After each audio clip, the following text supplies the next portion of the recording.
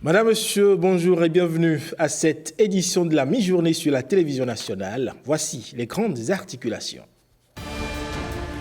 Satisfait du Fonds monétaire international sur la bonne santé de l'économie béninoise, le directeur du département Afrique du FMI a fait le constat des transformations structurelles opérées dans le pays. Il était au cabinet du président Patrice Talon. Comment planifier et réussir son projet agricole? C'est la thématique développée à l'occasion de la première édition de l'Agro-Meetup, un creuset d'échanges et de discussions entre entrepreneurs agricoles. Et à quelques heures de la manche retour du match Bénin-Togo, comptant pour le premier tour des éliminatoires du championnat d'Afrique des Nations, c'est la grande mobilisation chez les Guépards. On croit à une remontada après la défaite en phase aller.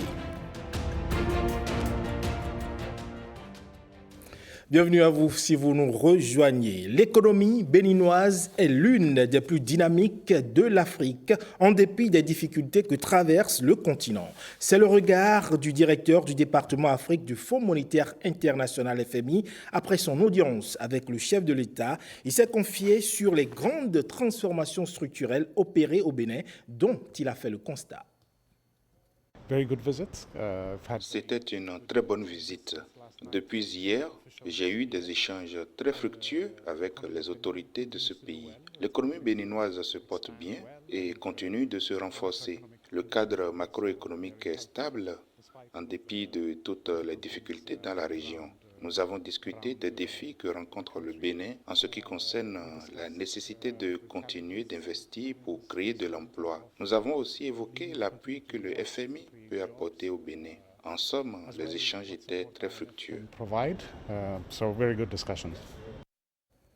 Autre signe de l'embellie économique pour le pays, c'est ce nouvel accord douanier intervenu entre la Chine et le Bénin. Une délégation des douanes chinoises est venue finaliser l'accord de reconnaissance mutuelle des programmes d'opérateurs économiques agréés auprès des douanes béninoises et chinoises. Une initiative qui vise à promouvoir un environnement commercial sécurisé. C'est un accord préparé au bout de 2 années de procédures et de négociations, assorti d'une feuille de route arrimée aux règles de l'Organisation mondiale des douanes. Et vous le savez, on est le 1er novembre et la communauté chrétienne du Bénin célèbre justement la Toussaint comme il est de coutume. La journée est fériée, occasion justement pour les citoyens béninois de rendre hommage à leurs parents défunts. L'adjoint au maire de Cotonou a effectué à cet effet une descente au cimetière PK14 pour l'occasion. Suivons ensemble ici les propos recueillis de Ayelodju Amoussou et Wenceslas Amoimon.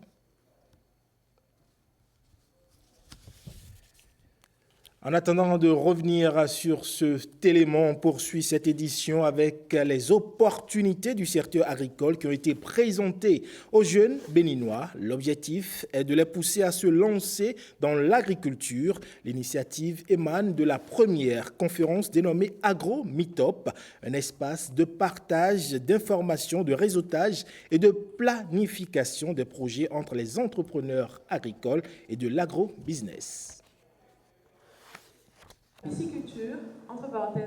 L'Agro-Meetup, le rendez-vous incontournable pour saisir les opportunités en agriculture. Cet événement offre aux jeunes passionnés et aspirants producteurs agricoles une chance de se lancer et de concrétiser leurs projets. C'est une mission de pouvoir parler aux jeunes et aux moins jeunes, de leur parler des opportunités du secteur agricole, de les pousser le plus possible à se lancer en agriculture.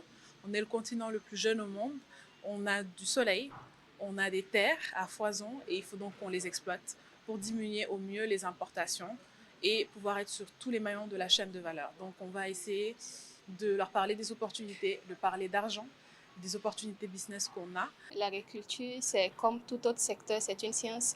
Il faut se faire former, il faut maîtriser le secteur, il faut de l'investissement et il faut un planning assez rigoureux avant de se lancer. On ne va pas faire aujourd'hui l'agriculture comme le faisaient nos ancêtres, encore que en leur temps, ils avaient quand même certaines règles qu'ils suivaient. Donc, l'agriculture, c'est comme toute autre science, il faut se préparer avant de se lancer. Au cours de ce meet-up, les jeunes ont été informés et sollicitent l'appui des autorités du secteur agricole pour un meilleur accès aux informations. Ce que je retiens particulièrement, c'est le fait de beaucoup s'informer avant d'attaquer le domaine agricole, d'être persévérant, courageux et d'avoir beaucoup de dextérité. Ce qui nous manque vraiment, c'est quand on veut commencer, on ne sait pas vers qui aller, où aller. Donc ce que nous voudrons vraiment, c'est vraiment les informations et ensuite l'accompagnement nécessaire qu'il faut pour quand même réussir nos projets agricoles. Du réseautage à la planification de projets agricoles, en incluant les opportunités financières, aucun aspect n'a été négligé lors de cette conférence.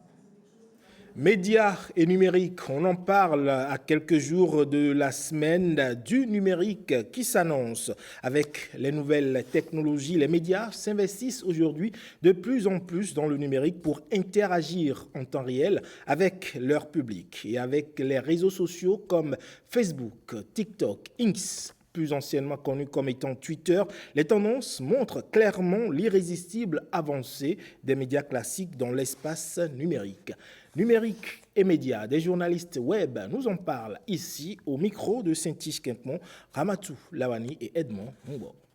GDS-SA va bientôt procéder à la facturation des contenus vidéo, des podcasts, la diffusion sur des réseaux sociaux. Plusieurs tendances émergentes avec les médias en ligne, sur des plateformes comme LinkedIn, Facebook, YouTube ou encore TikTok. Le numérique offre une grande diversité de voix et de perspectives. Le numérique, c'est notre outil de travail, c'est notre antenne, c'est le seul moyen par lequel nous diffusons nos contenus.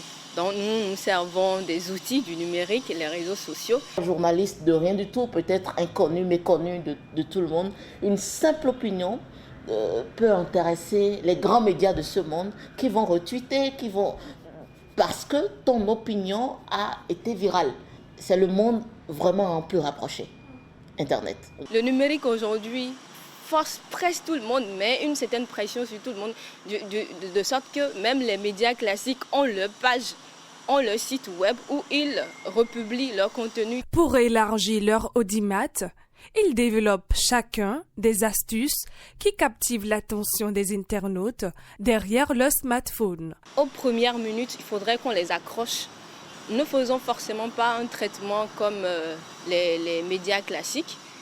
On se joue plus sur le début, dans les premières secondes, parce que si déjà l'internaute n'est pas intéressé aux premières secondes, il va zapper. Parfois même, on fait une fausse ouverture. On commence directement par l'information qui peut tout de suite accrocher l'internaute. Là, il est tenté, il est curieux de savoir ce qu'il en est par la suite. C'est facile de penser que parce que telle vidéo a fait 10 000 vues ou 100 000 vues, l'autre vidéo qui va suivre fera tout autant. Ce n'est jamais gagné d'avance. Dans cette course à la primeur, le risque de désinformation est grand. Et en courant, on ne traite plus l'information comme cela se doit. On reste souvent de façon superficielle. L'important pour nous, c'est d'avoir la primeur, de donner l'information tout de suite. Il faut se former également, il faut mettre à jour ses connaissances. Le succès des médias dépendra de leur capacité à s'adapter aux évolutions technologiques et aux attentes des consommateurs pour rester pertinents dans un environnement numérique en constante évolution. Et on parle toujours du numérique, cet outil qui impacte aujourd'hui tous les domaines, avec une question essentielle. Comment transformer l'enseignement technique grâce aux outils de la digitalisation? Eh bien, une initiative a vu le jour grâce à l'UNESCO pour former des apprenants en adéquation avec les technologies d'aujourd'hui et du futur. Le Bénin y adhère totalement, du moins c'est ce que nous dit ici Françoise Insou et Herman Rodrigue Amégan. Le Bénin se veut être un hub numérique en Afrique. Depuis quelques années, le pays a orienté plusieurs politiques publiques dans cette direction. Le secteur de l'éducation n'échappe pas à cette ambition qui est en adéquation avec l'initiative panafricaine pour la transformation digitale. Conduite par l'UNESCO, l'objectif de ce projet, piloté actuellement dans 20 pays africains, est de créer un écosystème qui va permettre l'intégration du numérique dans les systèmes de l'enseignement, de la formation technique et professionnelle. Le Bénin attend de cette stratégie digitale un renforcement et une diversification des offres de formation pour améliorer l'accès à la formation inclusive à coût réduit. L'initiative repose sur 10 objectifs de référence en concordance avec l'agenda 2063 de l'Union africaine, raison pour laquelle le Bénin a marqué son accord. Cet engagement est non seulement une nécessité, mais aussi une opportunité stratégique pour préparer nos jeunes, les jeunes béninois, aux défis et aux opportunités des métiers de l'économie numérique. Cela participera inéluctablement à la concrétisation de la volonté du chef de l'État, son Excellence, M. Patrice Talon. Un expert international est déployé sur place pour conduire la mission. Il a quelques semaines pour mettre en place la stratégie du Bénin. Il faut d'abord passer par une étape d'analyse de ce que nous avons actuellement sur le terrain, donc des réalités, des bons coups, des mauvais coups, etc., de ce qui se fait déjà. Et maintenant, basé sur ça, nous allons pouvoir déployer une stratégie pour aller attaquer les grands défis, les grandes problématiques et enfin atteindre les objectifs fixés par la mission. La transition numérique au cœur de l'enseignement et de la formation technique et professionnelle. Une résolution pour dynamiser le tandem emploi-formation dans un monde de plus en plus digitalisé, robotisé, où la machine remplace progressivement l'humain. Et dans ce monde digitalisé, l'université se présente comme le berceau d'émergence de start-up. C'est du moins l'élan pris par l'Université nationale des sciences, technologies, ingénierie et mathématiques d'Abomey. L'UNESTIM accueille justement dans cette veine le forum des start-up et du savoir-être professionnel. Un rendez-vous de valorisation des recherches et des résultats de recherche, mais aussi un espace de dialogue avec des entreprises pour l'insertion professionnelle des étudiants. Pierrette Adaossi et Kadnel Kako. Nécessité d'incuber des startups dans les universités publiques du Bénin. Quels enjeux et défis pour les unités de formation et de recherche de l'UNESTIM? C'est le thème de ce forum sur les enjeux et défis des startups. Les assises rassemblent enseignants-chercheurs, partenaires socio-économiques et étudiants. Autour de ce thème, nous allons échanger sur la valorisation des résultats académiques et de recherche universitaire par la création des start-up et entreprises. Les modalités de création et de gestion d'entreprises ainsi que les savoir-être en milieu professionnel.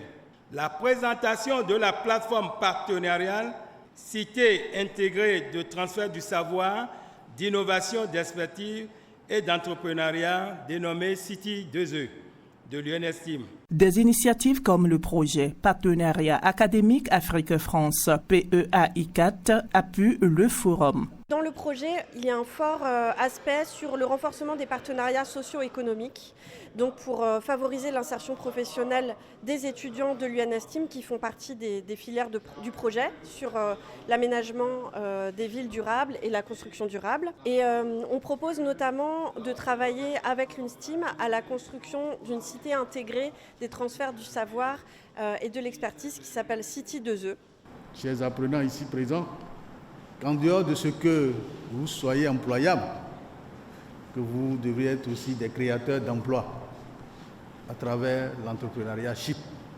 Vous apprenez, vous entendez parler du projet Azoli, où des jeunes gens sont mis en situation d'entreprise pour apprendre ce qui se fait là, sous forme de bourse à ces étudiants-là, selon les cas, 1 an ou 6 mois, pour avoir la main. Au menu des communications et tables rondes, notamment sur les défis et enjeux auxquels doivent répondre les entreprises et ou start-up pour le développement durable d'une nation. Et on en parlait il y a quelques jours, le mouvement d'humeur du syndicat de l'audiovisuel public. La réaction de la ministre de tutelle ne s'est pas fait attendre. La ministre du numérique et de la digitalisation a convoqué une réunion d'échange pour témoigner son engagement à un dialogue social constructif. Les précisions. Dans un climat d'écoute et de transparence, la ministre a répondu aux préoccupations des travailleurs concernant les réformes engagées au sein de la SRTB. Les échanges ont permis aux syndicats de présenter un mémorandum exposant leurs propositions pour accompagner les réformes en cours tout en soulignant leur volonté de contribuer au progrès de la société. Au terme des discussions, la ministre a apporté des clarifications sur les différents aspects de gestion et les investissements déjà déployés au bénéfice de la SRTB. Elle a également encouragé la direction de la SRTB à poursuivre les échanges avec le syndicat pour garantir une communication fluide et régulière. Par cette rencontre, la ministre du Numérique et de la Digitalisation, Mme Aurélie Adam Soulé-Zoumarou, renouvelle son engagement à maintenir un dialogue ouvert et un climat social apaisé, propice au développement de l'audiovisuel public au Bénin.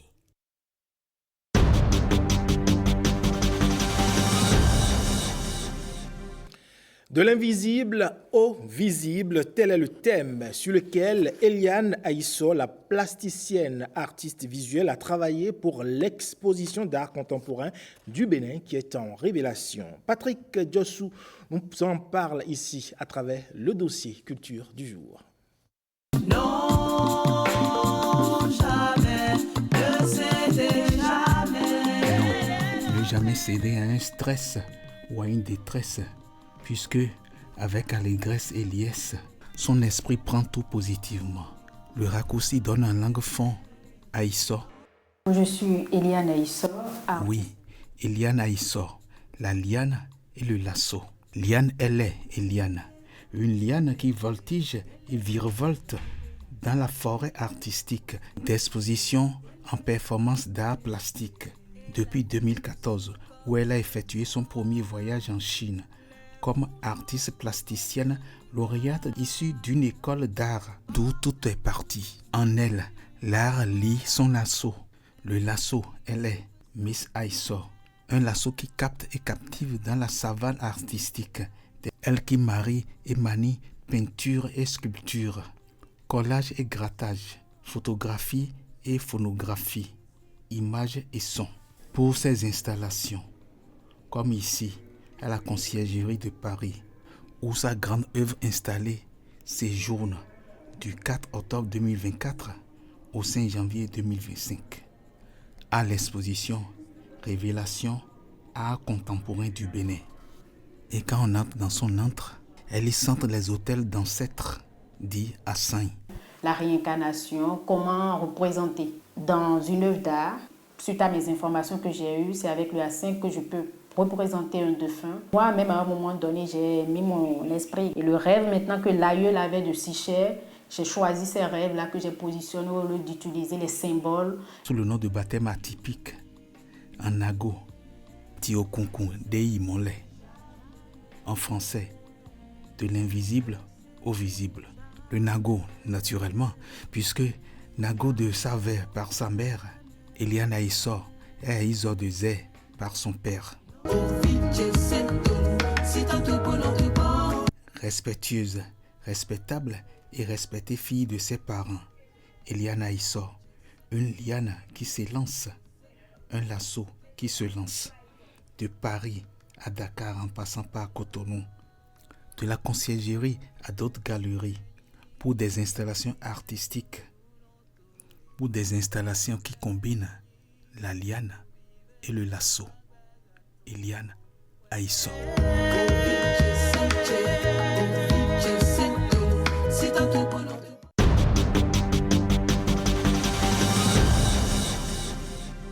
Merci à Patrick Djossou pour cette immersion dans l'univers de cet artiste-là. Sur un autre registre à présent, on parle de la politique nationale de décentralisation et de déconcentration sur la décennie 2024 à 2033. Les acteurs des différents ministères impliqués dans son pilotage se mobilisent pour s'en approprier les grandes lignes. Quelles grandes perspectives se dessinent? Élément de réponse au lancement des travaux démarrés sous les yeux de l'équipe d'Amandine Aniambossou. La politique nationale de décentralisation et de déconcentration est un document fédérateur des interventions de toutes les parties prenantes. La nouvelle génération de la PONADEC met l'accent sur une plus grande efficacité de l'action publique au profit des collectivités locales. À l'horizon 2033, la PONADEC vise à faire des communes du Bénin des espaces bien gouvernés à économie prospère pour un développement harmonieux et équilibré du territoire national. Pour ce faire, 5 orientations stratégiques ont été définies. Pour l'atteinte des résultats escomptés, la PONADEC a prévu pour son pilotage la mise en place d'un comité interministériel. Ce comité, dont vous êtes membre, a la responsabilité de coordonner la mise en œuvre de la PONADEC, de veiller à la mise en place de ces instruments et outils d'opérationnalisation, d'assurer le rapportage et le suivi de l'état d'avancement de la PONADEC. Il est prévu l'organisation d'une session ordinaire par trimestre. Cette session ordinaire qui nous réunit ici est la première de l'année en cours. Les membres du comité interministériel de la PONADEC sont donc installés au cours de cette première session ordinaire de l'année 2024, occasion pour eux de s'approprier les grandes lignes du document. Et le partenariat tripartite entre le département de Loire-Atlantique en France, le département de Lomé et la commune d'Adjoum au Bénin est au beau fixe. La convention entre les 3 entités a été renouvelée par la signature des documents à la mairie d'Adjoum. Michel Elegbe et Nathalie Doris Olabi y étaient. Et c'est parti encore pour 5 ans de partenariat entre le département de la Loire-Atlantique en France, le département de Lomé et la commune d'Adjoum au Bénin. Une coopération dont la mise en œuvre de la précédente a montré qu'il s'agit d'un partenariat significatif matérialisé par des projets structurants, des projets qui ont contribué à l'amélioration des conditions de vie des populations d'Adjoum. Je manque d'assez de mots pour vous exprimer la gratitude de toutes les communautés dont je porte la voix pour cette confiance renouvelée à notre égard qui se matérialise en ce jour par la signature de cette convention. Je suis très heureux de pouvoir engager le département pour les 5 prochaines années. C'est un engagement dans la durée qui fait suite à un partenariat que nous avons évalué et qui est de qualité. J'ai eu l'occasion d'avoir déjà des retours du travail qui a été effectué ces dernières années. Et c'est bien parce que ce travail est fructueux, ce partenariat est fructueux que nous pouvons le poursuivre pour les années à venir. La jeunesse, le sport, l'éducation, la culture, la santé, la nutrition et le handicap sont les secteurs touchés par cette collaboration entre les 3 entités depuis mai 2021. Je vous assure de l'engagement de la préfecture de Porto Novo à œuvrer aux côtés de la commune d'Adjoum pour garantir la mise en œuvre efficiente de la présente convention dans un élan du principe de réciprocité cher à nos territoires. La remise des certificats de citoyenneté à la délégation de la Loire-Atlantique et les échanges de présents ont marqué la présente cérémonie. Cap a été enfin mis au CEG de Codé dans la commune d'Adjoum pour l'inauguration d'un module de 3 salles de classe entièrement équipées avec bibliothèque et latrines, fruit de ce partenariat. Et sur un autre registre, l'association ARA Obiridide est plus que jamais engagée à lutter contre le cancer du sein en milieu scolaire. Elle a organisé à cet effet une campagne de sensibilisation et de dépistage à l'endroit des filles de plusieurs collèges d'enseignement généraux de la commune de Savet. Alexis Assoba, Dorcas Tito Tchaledji pour les précisions. Le cancer du sein fait des ravages et il est urgent d'agir. L'association Yara Obiridide mise sur la sensibilisation dès le plus jeune âge. Les élèves des collèges publics et privés de la commune de Savet sont désormais mieux informés sur le sujet. La sensibilisation pour éveiller votre esprit, pour que vous puissiez savoir ce que c'est. Le dépistage pour saisir l'opportunité de voir s'il y a déjà des situations cachées qui pourraient devenir une réalité, un problème de santé après. J'ai un sein qui me fait mal. Quand vous sentez une douleur, en même temps, vous devez aller vous faire voir par une personne spécialisée. C'est aussi de chercher les anomalies et les formations pathologiques qui peuvent intervenir dans votre organisme. On va vous faire un examen par la palpation et s'il y a quelque chose, il y aura des examens complémentaires et ça amène à faire un scanner qu'on appelle la mammographie. La mammographie est en effet un examen qui permet de détecter avec précision différents types de nodules pouvant apparaître dans le sein. Je vous exhorte, chers enfants, dès aujourd'hui, à ne pas négliger votre santé. Mon corps, c'est ma santé. Ma santé, c'est mon corps, c'est moi-même. Il y a ce qu'on appelle aussi le nodule du sein. Le nodule du sein. Si vous avez déjà un petit point, un petit nœud dans les seins, il faut déjà alerter les parents. Je vous encourage. Grâce à cette sensibilisation, ces jeunes filles sont désormais encouragées à pratiquer l'autopalpation une fois par mois à la maison. Pendant 5 jours, les élèves seront également dépistés au centre Amour et Vie, situé dans l'enceinte du Collège d'enseignement général 1 de Savet. Et je l'annonçais dans les titres, à quelques heures de la manche retour du match Bénin-Togo, c'est la grande mobilisation chez les Guépards. Ils se sont entraînés hier jeudi au lycée classique moderne de Cocody en Côte d'Ivoire. Ils comptent opérer la remontada en abordant ce match avec sérénité. Nos envoyés spéciaux Alexis Segbemon et Hugues Zinsou-Zoulon étaient à la séance d'entraînement.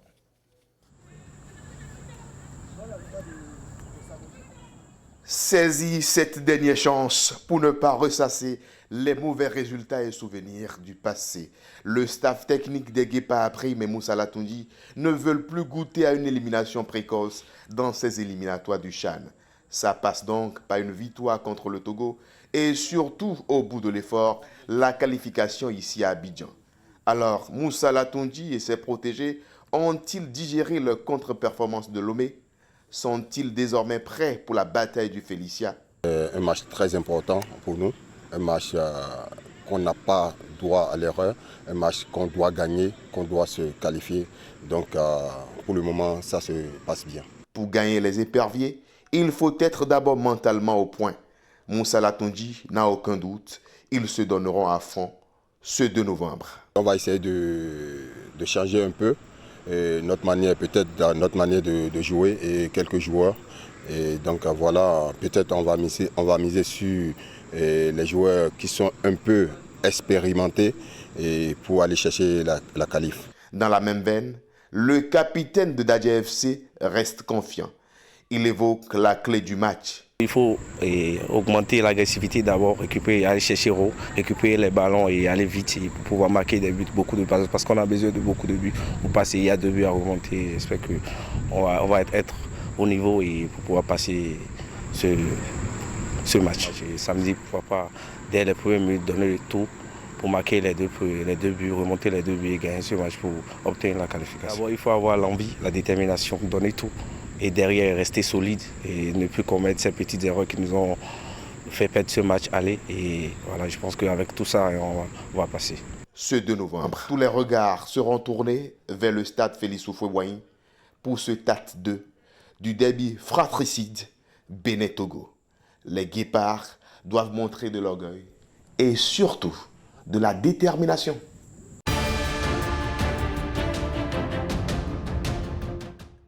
À présent, on fait un tour d'horizon de l'actualité hors de nos frontières. Dépouillement des voix dans une élection très disputée. Le Botswana a voté mercredi pour désigner son président et son parlement. Les longs cordons d'électeurs qui attendent parfois plusieurs heures avant de déposer leur bulletin dans l'urne témoignent d'une haute participation. 4 candidats sont en lice pour la présidentielle. Les résultats sont attendus ce jeudi soir.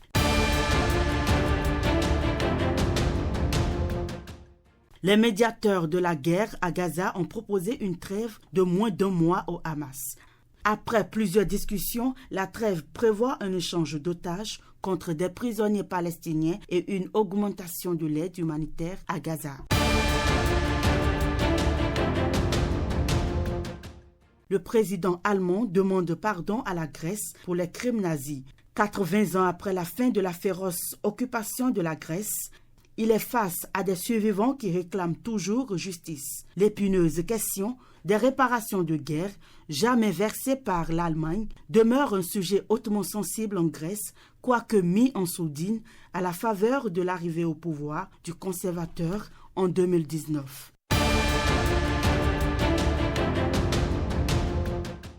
Et ce sera tout pour cette édition. Merci pour votre aimable attention. Le programme se poursuit sur Bénin TV, la télévision nationale.